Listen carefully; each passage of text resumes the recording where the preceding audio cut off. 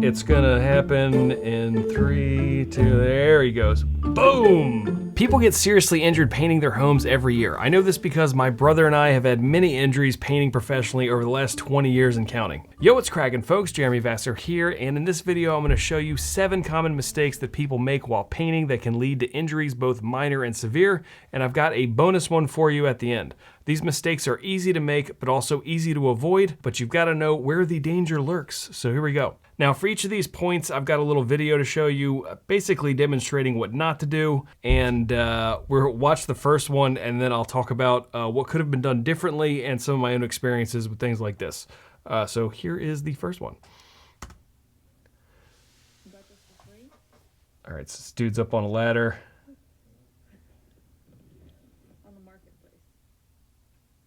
Here we go. And skadoosh. If you're at all familiar with ladders, you can kind of tell the main thing is the angle that ladder is at is not a good angle. The base of the ladder is too far out from the top of the ladder. And one of the ways you can tell that on an extension ladder specifically is that when you walk up the ladder, your feet, as you stand flat on the rungs, should be parallel with the ground. If they're pitched down, then your the base is too far out. And if they're pitched up, then the ladder's a little bit too close to the top. The other thing is, and the lady said it in the comment who was filming, she's like, I probably should have been standing at the base of the ladder holding it there, which is a great idea, particularly if you are on a slippery surface.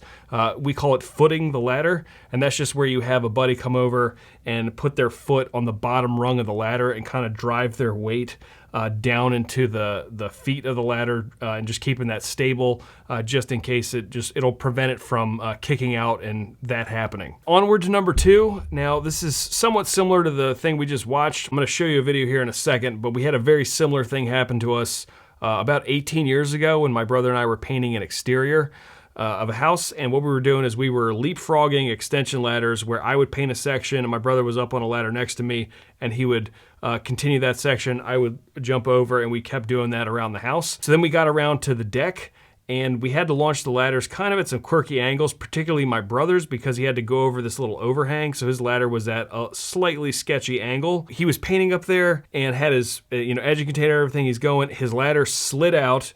It caught on the overhang, so he was there like right on the roof overhang. A little bit of paint sloshed out on the top of the shingle, and then he looked over at me and I looked at him, and then the ladder went out again and it slid all the way down, and then the back of the ladder caught on the back of the deck, and then the front of the ladder wedged into the house. And then my brother flipped upside down, was hanging by one ankle, and then his paint just went all over the deck. And then he's hanging upside down, tangled up in this ladder, and he's like, Germ, get the paint, get the paint. So then I just slid down my ladder and just ran and got the hose, started spraying the deck. And, I made sure he was all right. He's like, I'm fine. Tweaked his ankle a little bit, but it was a big mess. And that was similar to what you're about to watch, and we'll talk about what we should have done differently. But here's this gentleman. He appears to be he's going to blow the leaves out of his gutter. And you might notice some similar things to what we were talking about.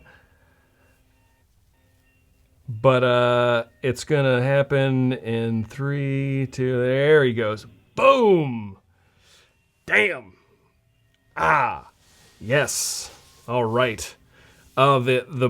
The blower continuing to spin is a nice touch, and that dude is KO'd, son. He is out. Woof.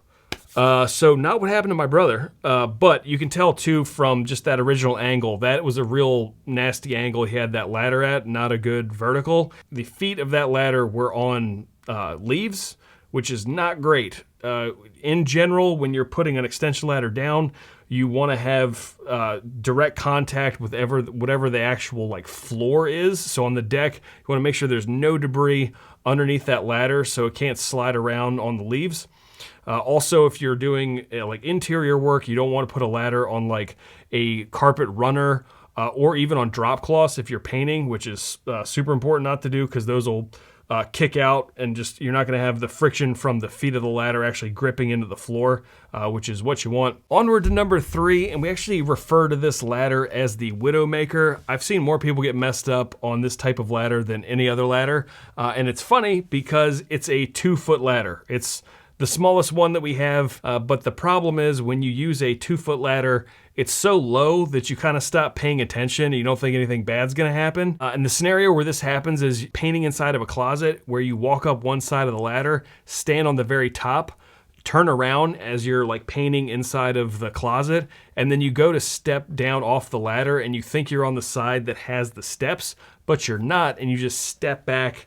I've seen a lot of guys get jacked up. My buddy Andy did this. He was a bigger gentleman and stepped off the wrong side, snapped his ankle real bad, and he was out for quite a while. The tip for this one is just be very careful before you step down off of any ladder, but particularly like the little ones where you're kind of just not being as particular or careful as you are when you're on a really tall ladder as you come back down. So just be mindful of your surroundings. Now, if you've got some painting to do in your own house and you'd like a little help, then consider joining our free online community called Paint Your Home Now. We've got all kinds of paint and primer guides, tools, and supply lists, as well as some free courses. Check out the link in the description if you're interested, and perhaps I will see you in there. All right, so on this next one, kind of similar to the old two-stepper, and then I think I'm just gonna play this video and then we'll talk about it. So here we go. This guy's coming down off the ladder and boom, potted plant. Okay, so coming back off the ladder, being very aware of your surroundings and just stepping into something you didn't think was there. So my tip for this little section here is to keep a clean work area, particularly as you're scooting ladders around. It's super easy to think that you're gonna remember something that you stepped over as you got up onto the step, and then end up stepping on it when you come back down because you forgot about it. It really does happen often. You just want to really keep as clean of a work area as you can, particularly like bigger things like paint cans and pans, even like caulk guns and other little things you could trip over and just step onto when you're not paying attention. Onward to number 5. I'm gonna kick this one off by showing the clip first and then talk about what this is like when you're actually painting. But here we go. Boom. Boom. Okay, so that dude caught his heel and then scooted all the way down. I think we've all done that at some point or another. The issue is if you do that when you're holding paint supplies like an edging container or a roller extension, that's gonna go somewhere that it probably shouldn't as you fall. And that's exactly what happened to my brother when we were doing a job probably about 15 years ago now, where it was brand new hardwoods and the staircase was brand new with stained and polyurethane hardwood floors. So the steps were really slick. He was painting like the skirt boards of the stringers with trim paint. And then when he turned to come down, he just kind of skipped his heel off the top step and would all the way down. And then the paint just went everywhere, all over everywhere. And we had to go like clean all that up. It was a big mess. And like you end up like, a lot of times you like nail your tailbone or hit your spine. It sucks. So I've got a couple tips for painting on staircases that are hardwoods like just stained in polyurethane that are real slippy. You don't want to use drop cloths like this that are just cloth on both sides, or if you do, use 2 of them and run them up the sides and keep a pathway in the middle for you to move up and down because these don't have enough friction on steps like that, and they can even be really slippery on hardwoods. But you can easily catch a heel on these, the fabric actually slips, and then you can really eat it. So what we like using if we're gonna tarp off a whole staircase is particularly going down the middle, is using grippy drops like this one where it has these little like rubber dimples on the backside. These grip the steps really well and you can tuck them into each step and they really won't wiggle or move. And that just gives you way better traction. You're way less likely to slip and fall down the steps with your paint and make a big mess and have to clean it up. Onward to number 6, and we're gonna be talking about how to move extension ladders. And a lot of things can go wrong when you're moving large ladders, particularly like things like 24 and 32 footers.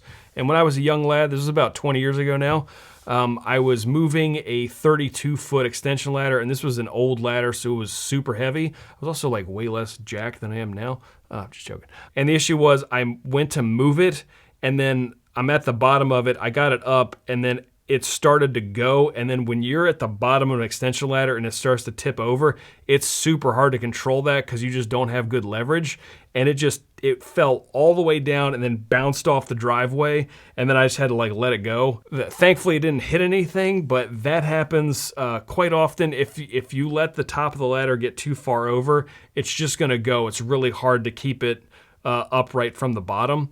I'll show you an example of one that happens sort of like that right now. So this lady's moving her ladder, and then she hooks it underneath, which I'm not a fan of, and then boom, boop. Now she's all right, and it didn't land on her kids, so that's good. But people lose control of extension ladders all the time. It's happened to my brother. It's happened to me. So couple things. When you go to move an extension ladder, particularly a taller one, you want to rack it all the way down, particularly if you're going to move it a decent amount over. So if you have a 24-foot extension ladder, like, you know, pull the rope or push it up and then rack it down so it's at its shortest configuration, it's way easier to like get on both sides of that and then shimmy it over. I prefer the shimmy method over than to hook it over and try and do it like that. But that's just, you know, personal preference. I've just seen that work well. Also, if you're really uncomfortable moving ladders, you can get a buddy to come around and hold the other side and just keep it balanced as you move it over. And then if you're going to move it a long distance, particularly like outside, swing it down so it's like horizontal and then just carry it as you would and then set it up in the other area. I've had a couple times where I've tried to shimmy a ladder and keep it upright the whole time and like caught it on a bush and then it's gonna go over. You just don't wanna like whipsaw that into somebody's car or their house or a person. Onward to number 7, we're gonna talk about A-frame ladders, which we really haven't touched on too much in this video other than the venerable 2-stepper. But I've got a 4-footer here and a 6-footer there. And on every A-frame ladder I've had, it's got the top of the ladder that says don't ever stand on it, sit on it, whatever, and no one pays attention to that. Everybody stands on the top doing stuff, and that can get you into trouble. I'll give you an example of that right over here, and we'll show this video. This gentleman, I think he's putting in insulation, and boom. That happens a lot, and I've bailed off of ladders that this has happened to me on, where when you go to step on the top, the very tippy top of the ladder, which you're not supposed to do and I would not recommend, the ladder can rock over and then it kicks out like that and then you go over that way, the ladder goes that way, and you have a bad day. Or you can jump off and hopefully you stick the landing, but that's a little bit of a dice roll. This is kind of like a straightforward safety tip on this, but if you find yourself using a 4-foot ladder and having to get up on the very top of it a lot, it's a really good idea just to get a taller ladder, like a 6-footer, and that way you've got way more play. You're not gonna have to stand on your tippy toes, put yourself in a compromising position. But in general, we just like standing on the top step. That way you can rest your shins on the top of the ladder and feel very stable and safe. All right, here's my bonus tip. And this might be a little bit specific to contractors in general, but I feel like almost everyone's probably had to do this at some point in your life if you've had to like dog sit or whatever, and you have to leave someone's house and lock up, but you don't have the keys, and they're like, oh, you can just go out through the garage. So we call this move the garage dipsy-do, and this is where you've got you're on the inside of the garage, you have to hit the garage door close button, and then sprint out of the garage door, hop the safety laser, and then off to safety. Now, I have done this more times than I can count, and I have a few tips on this one. Number 1 is if you've never seen the garage door close, it's a good idea to just hit the button, stay on the inside, see how fast it comes down, just see what you're dealing with, and then, you know, click the button again, have it go back up, and then now you want to get in a relatively athletic stance, hit the button, and you want to drop down, stay low, that's important, and sprint as fast as you can. And then you don't want to jump and elevate. It's like a low hop. You just want to hop over the laser. The lasers tend to be about 4 to 6 inches off the ground. You want to clear that, but you don't want to jump up as the door is coming down, because that's clutch. Now we can see what this gentleman did. Boom. See, he jumped. He didn't dipsy-do. It's just it's a low run and then a little shuffle hop. It's the whole move. So next time you do that, you're like, dipsy-do. I'm here for it. All right, so now you know how to avoid some injuries. You'll want to know how to paint some straight lines. You can check that video out right over here. And until next time, y'all take it easy, work smart, and have a good one. Peace.